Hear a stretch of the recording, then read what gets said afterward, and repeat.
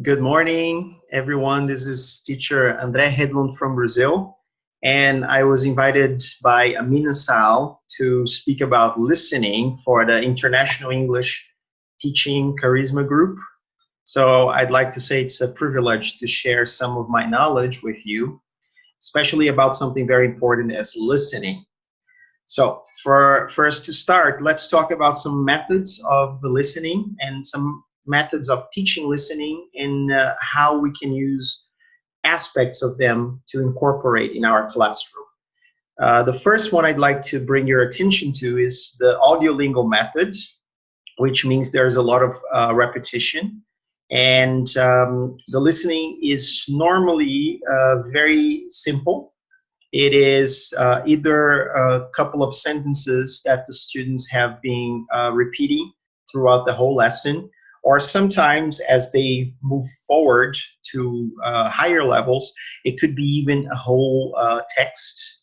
And usually it's somebody narrating something, so you don't really have a lot of dialogues there, which in my opinion is very bad, because students are supposed to be exposed to people, to more than one person anyway, having a conversation. And I don't think they really assess comprehension very well, because the students are presented with a sentence and they have to repeat in order to acquire the target vocabulary there. We normally work with repetition and substitution. So we change something and to see if the students will know exactly where this word will fit in the sentence. And that's one way to check if they really understood the listening, the sentence. And we also work with interpretation in case they're listening to something longer as a small text, for example. The second method that we use, and I think it's a very good method that is being used in the world today, is the communicative approach. In this case, we have something more task-based, which means that whenever we are introducing our students to the listening activity, we're probably going to have 3 or 4 activities related to that listening. And the listening will most certainly be about 2 people or more people having a conversation. Sometimes, of course, there might be a radio show or maybe a lecture, a narrator, and then it's only one person speaking. But most of the time, we have more than one person speaking anyway. And the task-based approach, which is within the communicative approach framework per se, it means that we have a pre or before, a during or while, and a post or after activity. So the pre-activity is all about elicitation. So we want to prepare our students. So we want to check how much they know about what the listening is going to present. So normally we work with prompts. It could be an image, it could be a sentence, it could be a small text, it could be perhaps a question for students to talk about something. Let's say we're going to talk about music.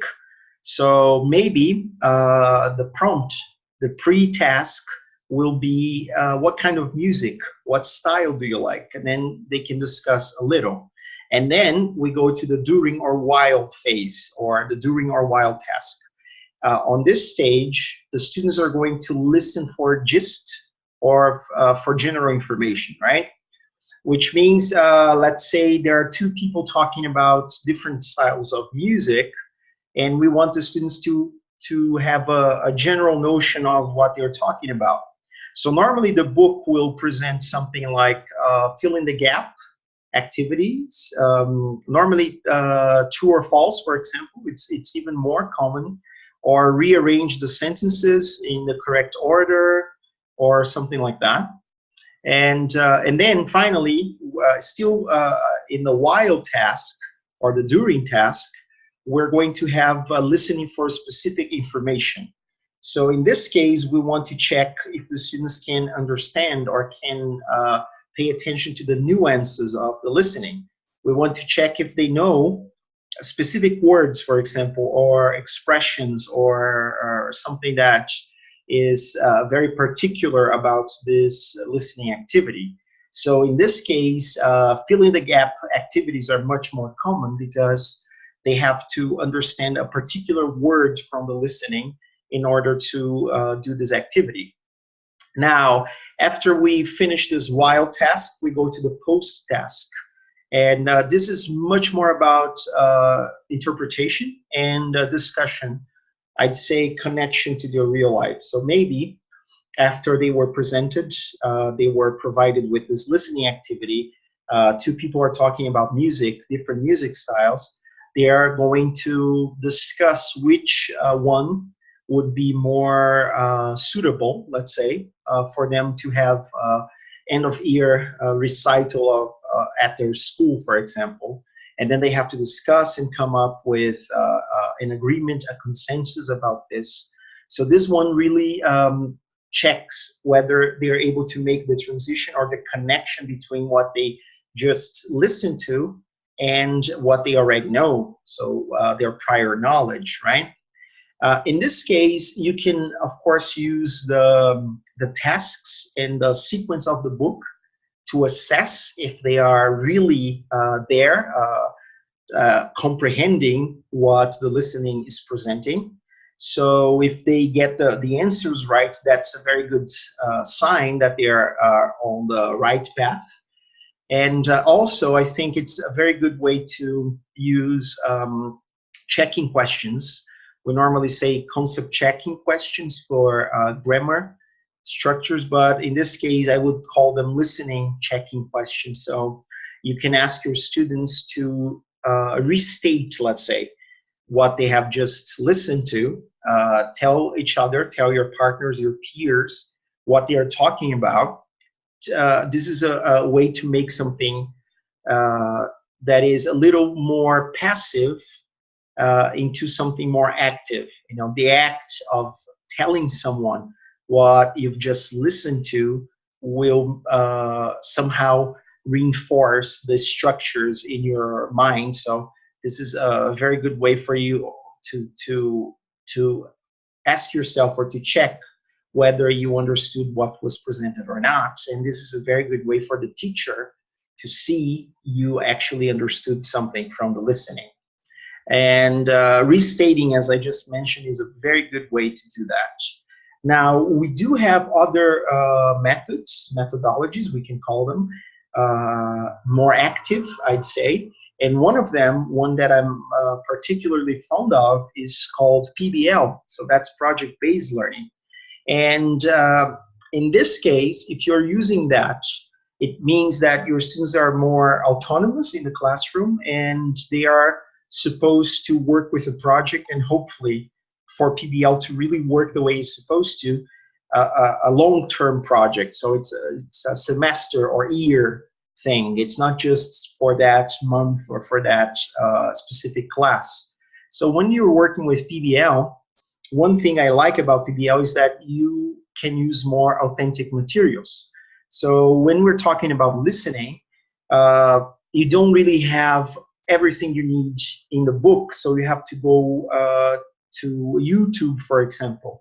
You have to access podcasts or TED Talks for your students to listen to, whatever they need to listen to so that they can achieve the goal, which is having their project ready by the end of the semester or the year. So in this case, because you're working with more authentic materials, that means it's extremely challenging for the students because, as you probably all know, it is very hard for you to control the language when you're working with authentic materials. So normally when you're working with the audiolingual method, you have been exposed to everything, basically all the vocabulary, so you should be able to understand quite easily. If you're working with the communicative approach, you have been exposed to most of the vocabulary, most of the language, that segment of the language that you need to understand. So it's easier for you in a way. Maybe a couple of words are not exactly something you already know, but you can still get everything or most of it anyway. Now, if you're working with PBL, chances are you're going to get maybe less than 50%, depending on what you're working with. So if you're using a TED Talks can be extremely difficult. But I like this approach. I like this technique, this method, because I feel that this is really preparing the students for the real world. And I think one of the ways I prepare my students for this type of work is I tell them that in the real world, in real life, people are not going to control their language just so that you can understand, unless, of course, you ask them to speak slow or to repeat themselves. But normally, as some sort of real life situation, people are just going to speak the way they do, and you have to make the effort to understand them. So as long as you tell your students that's okay, I think you can work with that. And how do you assess in this case? Well, if they were able to get whatever information they needed from that listening and share with their peers and work toward their project at the end of the semester. So it's an ongoing assessment. This is a little more subjective, I would say. If they were able to do everything I mentioned, then that's a sign that they are going on the right path.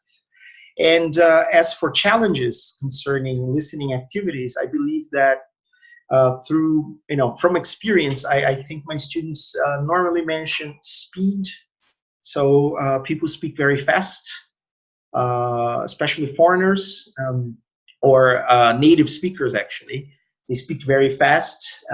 Pronunciation or accent, they play a big role there. They even have some nationalities that they consider very difficult to understand.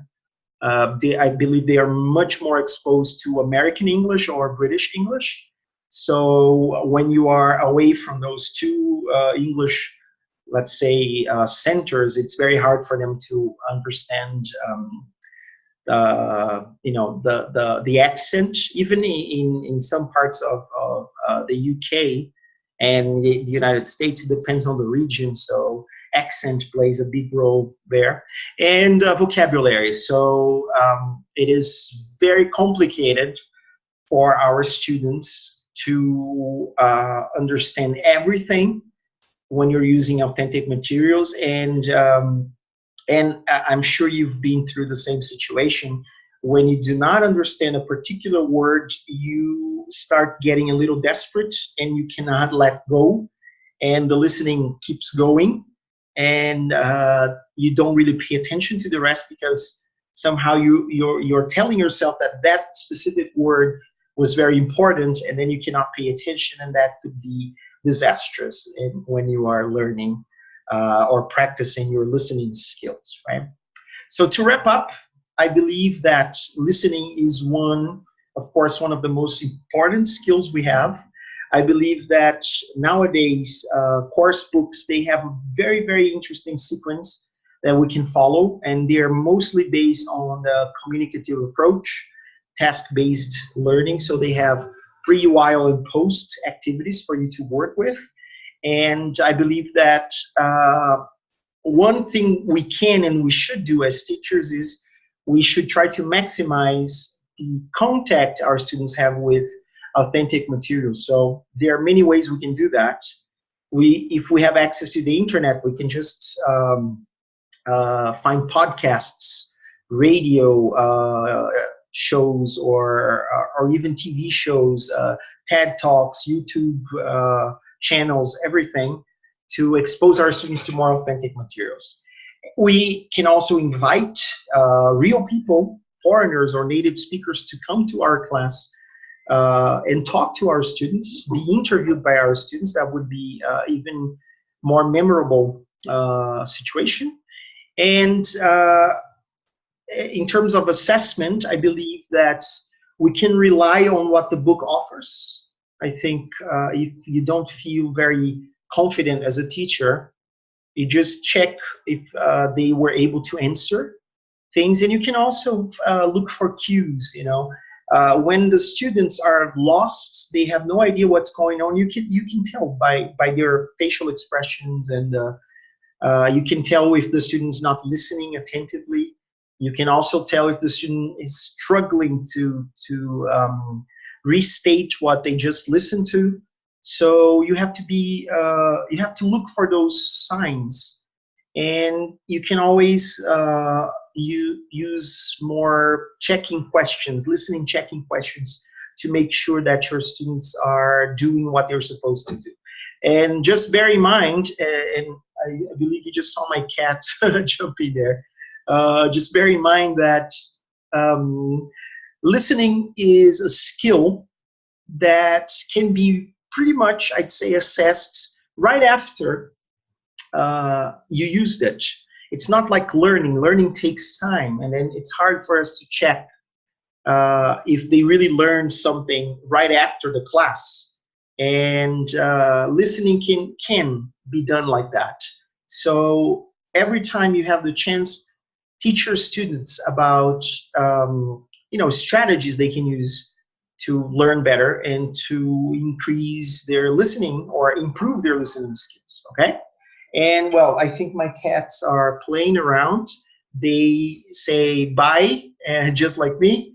I hope you enjoyed this video, and I would like to thank once again Amina, Sal, for the invitation. And of course, if you have any questions, you know how to contact me. And of course, thank you, International English Teaching Charisma Group. That's it. Bye-bye, and see you soon.